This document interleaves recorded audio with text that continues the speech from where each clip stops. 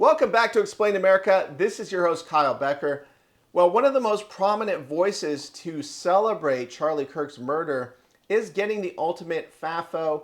That stands for Fool Around and Find Out, because this is a PG-rated show at Explain America. And this DEI president, well, he has gotten a taste of his own medicine.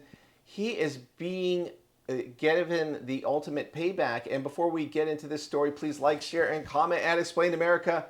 Join us. We appreciate your support for common sense journalism.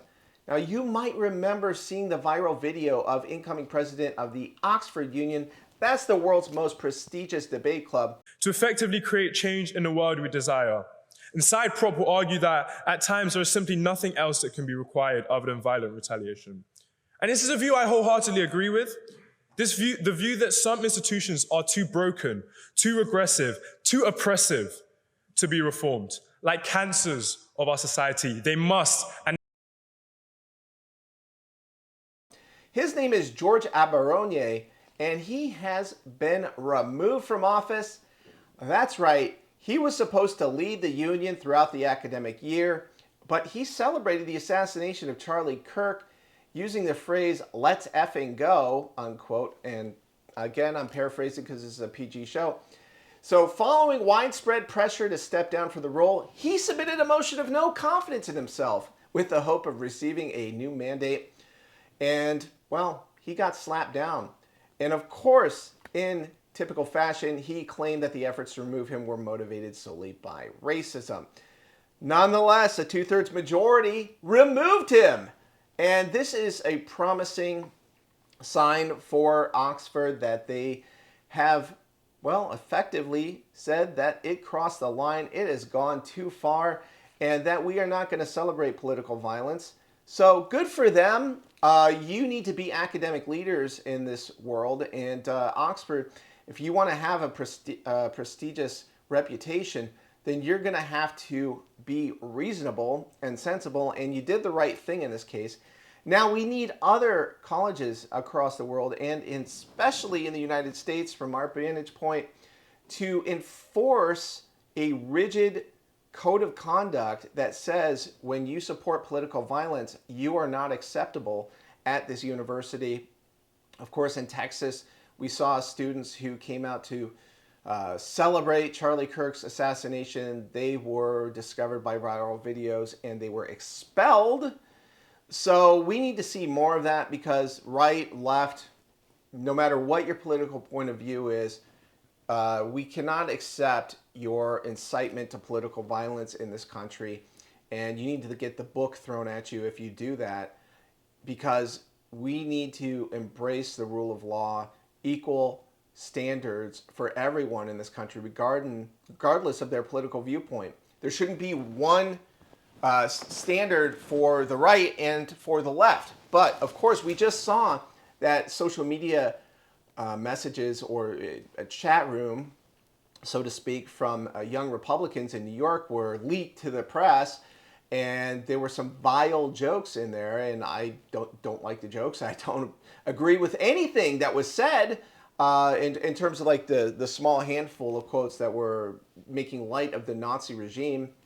And there was a huge maelstrom in the mainstream media over them. Well, the problem with that is you can just go to Blue Sky right now, or Reddit, or Threads, and find the open support of the murder of the President of the United States, or assassination of conservatives. You can see that right now. You don't need to leak to the media. You can go there, make an account, look up, type a search, Trump assassination, Trump murder, Kirk assassination, Kirk murder. You can go into that search query and pull them up like that. You don't need to report on that.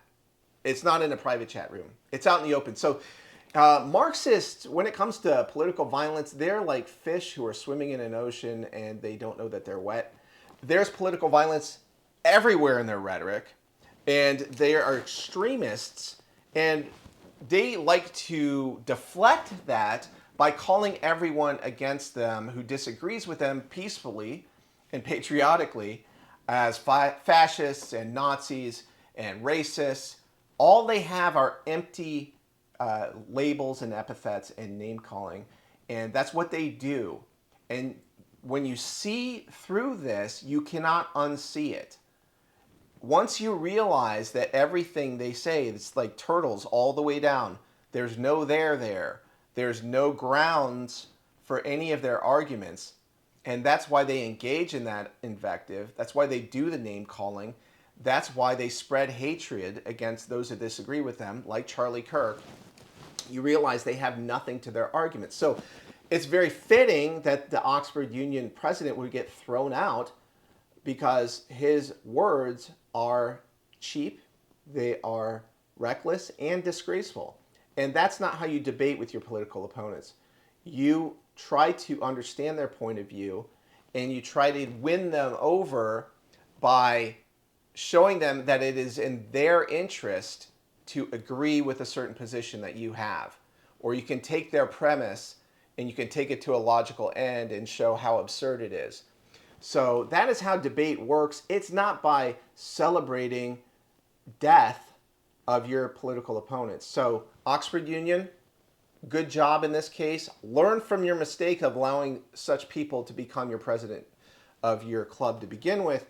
And weigh in with your own thoughts. What do you think about political debate at our universities and in the media? What can we do to reach out to our political opponents and convert them to our way of thinking? We always appreciate hearing from you at Explain America.